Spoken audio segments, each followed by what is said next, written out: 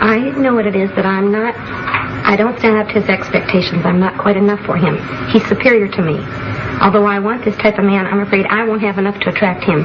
Well, that's the first part of the sentence, and that might be a true one, because maybe he could be superior to you in some ways. Maybe he wouldn't be attracted to you, but that would never upset you if you were only saying that. I think he may be superior to me. Now, you're adding a second sentence to that, which is, if this is so, that would be awful. Well, not quite so extreme as that, because I've thought about that, too. It's usually, I've missed my chance again, because when I want to become... If I want to show the very best of myself, because I think I have self-confidence and I have enough to offer. Yeah. But when I get afraid like that, then I show all the bad qualities. I'm flip, I'm so much on the defensive that I can't show my good qualities. And it's like I missed my chance again. There was a good opportunity to be close to this man, and I loused it up again.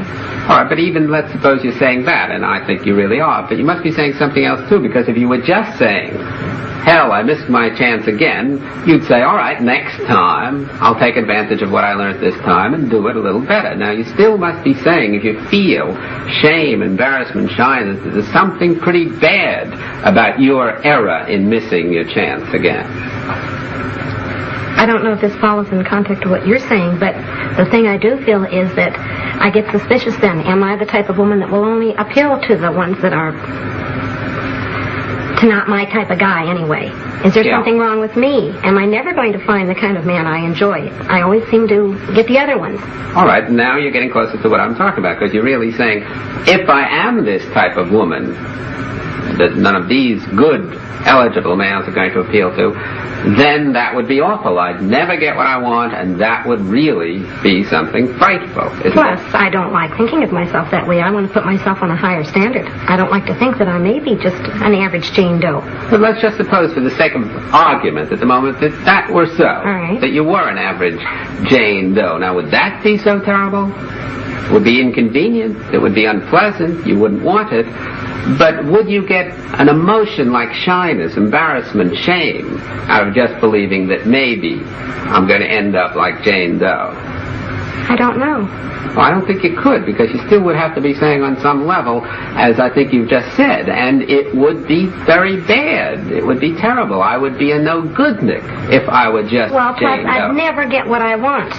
If I were just a Jane Doe, and if I'd have to accept that, I'd never get what I want, and I don't want to live the rest of my life with just icky men. Well, it's not necessarily so that you'd never. You really mean your chances would be reduced, because we know some icky girls who get some splendid men, don't we? Right. You see, so you're generalizing there. You're saying it probably would be that I'd have a more difficult time, but then you're jumping to, therefore, I'd never get it all. You see the catastrophizing there that you jumped to. Yes, but it feels that way to me at the time. It seems like forever. That's right, but isn't that a vote of non-confidence in you? An essential vote of non-confidence? Yes. And the non-confidence is because you're saying, one, I don't want to miss out on things. I would like to get the kind of a man I want and be in your words, superior kind of girl who gets a superior kind of man. Yes. But if I don't, then I'm practically on the other side of the chain completely, a no-goodnik, somebody who'll never get anything that I want, which is quite an extreme away, isn't it? Yes. And that's what I call catastrophizing, taking a true statement, and there is a good deal of truth in what you're saying, if you didn't get the kind of a man you wanted, that it would be inconvenient, annoying, frustrating, which it really would be, and then saying, I'd never possibly get what I want, and even beyond that, you're really saying, and then I couldn't be a happy human being. Aren't you really saying that on some level? But let's just look at that. Let's just assume the worst, as Bertrand Russell once said years ago. Assume the worst, that you never got at all, for whatever the reasons may be, the kind of a man you want. Look at all the other things you could do in life to be happy. Well, I don't like the whole process. I don't even like as I'm going through it. I don't... All right, even if it wasn't a catastrophe, even if I didn't look at it as a catastrophe, I don't like the way I'm living right now. For example, when I meet somebody that I'm interested in that could have some potential, right away I find I'm not near as relaxed with him. I worry more, should I be friendly? Should I kiss him goodnight? Should I do this? If it's just a Joe Doe and I don't give a darn, I can be anything I want to be. I turn out to be more of a person when I'm not as concerned. I don't like the way I'm, But you're not merely concerned, you're over-concerned. You're anxious, because if you were just concerned, you'd do your best, and you'd be saying to yourself, if I succeed, great.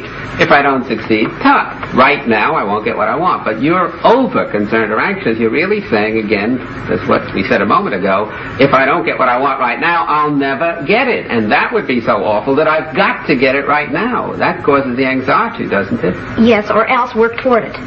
Yes, but if I don't get it right now, that's all right, but I want to feel like I'm working toward it. Yes, but you want a guarantee, I hear. My trained ears hear you saying, I would like a guarantee of working towards it.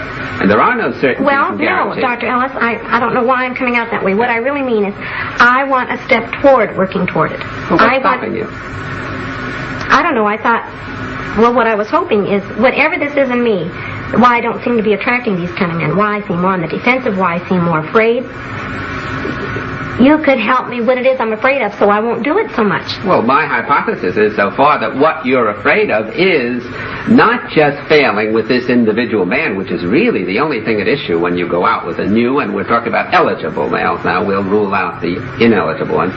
You're not just afraid that you'll miss this one. You're afraid that you'll miss this one, and therefore you'll miss every other, and therefore you prove that you are really not up to getting what you want, and wouldn't that be awful? You're bringing in these catastrophes. Well, you sound more strong at it, but that's similar. I feel like this is silly if I keep this up. If you keep There's something I'm doing. There's something I'm doing not to be as real a person with these men that I'm interested in. That's right. You're defeating your own ends by... I've done it again. Right. If I weren't so doggone anxious about trying to hook this guy, I could be more real. He's going to enjoy me more if I'm real anyway. So I'm only giving him the stinky part of me. Right. How can anybody I respect a chooch? And that's what I am when I don't really come through. But look how you just devalued yourself. Let's just suppose, for the sake of argument, you kept giving the stinky part of you. Right. A human being, another person who's trying to get interested in you, might not like these attributes, these characteristics of you, but I don't think he's going to despise you as a person, which you are really doing. I'm harder on myself than I think That's he is. exactly he the just point. doesn't like me. There's not enough to me. Right, and I say before, if people just didn't like you and you went through enough of them, and it would be hard to go through enough, but it would be possible, you'd eventually find one who did like you and whom you liked. But as long as you devalue yourself personally in your own eyes, you complicate the problem enormously, and you're not focusing on how can I be myself, change the traits. If you, for example, had let us just say, a mangled arm, and you wouldn't accept your whole person, your being, because of this mangled arm, then you would focus so much on that mangled arm that you wouldn't be able to do things that you wouldn't otherwise be able to do. That's almost what I do, yes. Yes, you see, that's exactly so. You're taking a part of you, an arm, and focusing almost completely on that. Just to bring it down to our own conversation, you're taking a part of you, your shyness, your not being yourself with males, and focusing so much on that part that you're almost making it the whole of you. And you get an awful picture of your total self because of this defective part, and we're assuming, you and I, that it is defective. We're not glossing over and saying, no, you're doing all right. You're not doing that well. Right. Now, if you could accept yourself for the time being with this defective part, with these attributes, and not beat yourself over the head, as I feel you definitely are doing, then it becomes a relatively simple problem to work and practice against this negative attribute. In other words, let's get back to that now, how to be yourself. Let's just suppose for the moment that you really were fully accepting yourself with your failings. All right. You know you're going to go out, you know you're going to screw up with the next man, the man after that in all probability, but you're saying, all right, I have to go through a learning process. That's too bad. I won't be very good during this while, but I'll do it just as I would at ice skating, where I'd have to fall on my neck for a few times before I learned to ice skate. Okay, now let's suppose that. Then, if that was so, if you were really accepting you'd go out, take the risks of being you. Because after all, if you do win one of these men, you have to be yourself. You're not winning them for a day. You're not winning them for an affair. I assume you want to marry one of these individuals eventually and be with them on a long time. But mostly a long relationship. I don't think so much of marriage is a long relationship. All right, a long relationship in the course of which you couldn't act. So we don't want to give you something acting well that he'll later find out was a role-playing sort of thing. So you have to eventually be yourself. Now, if you really weren't so disturbed about these current failings of yours, you could go out and be this self of yours. Ask yourself, what do I really want to do with this man to help enjoy him and have him help enjoy me, because that's the basic function of life, enjoyment, which we tend to lose. And you'd force yourself to take the risk of being that. Because if you succeeded, great. If you failed, too bad. Either you're not for him, or he may even not be for you. Because don't forget, you said before, when these men reject you, you assume right away, it must be my doing and my fault. You know, they may not be your cup of tea, and you may not be their cup of tea, and it's nobody's fault.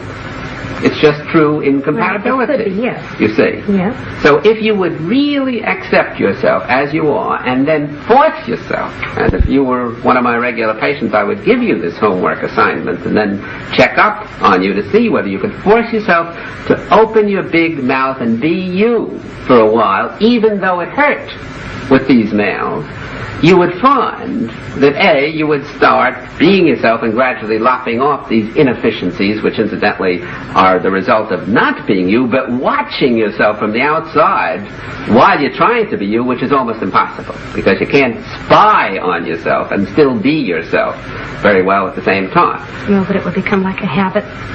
After a while, if you took the risks and forced yourself to, as I said, open your big mouth, and even though you thought, maybe it'll come out badly, maybe he won't like me, maybe I'll lose him completely, and so on and so forth, then you'd start swinging in the groove and being what you want to be, and I would almost guarantee that you'd become more practiced and less inefficient, especially in terms of the shyness, because you wouldn't be focusing on, oh my God, isn't this awful, how bad I am. You would be focusing on what a nice individual this is, and how can I enjoy him, which is the focus. Well, you're saying my focus is the opposite way. Right. How can I be more attractive to him, and how can he be pleased by me? Because underneath, if I am not, then I cannot enjoy myself. I refuse to accept myself unless I attract and win this good individual. Isn't that what you're basically saying? Yes, and I even go further, Dr. Ellis. When there is one of these men I come in contact with,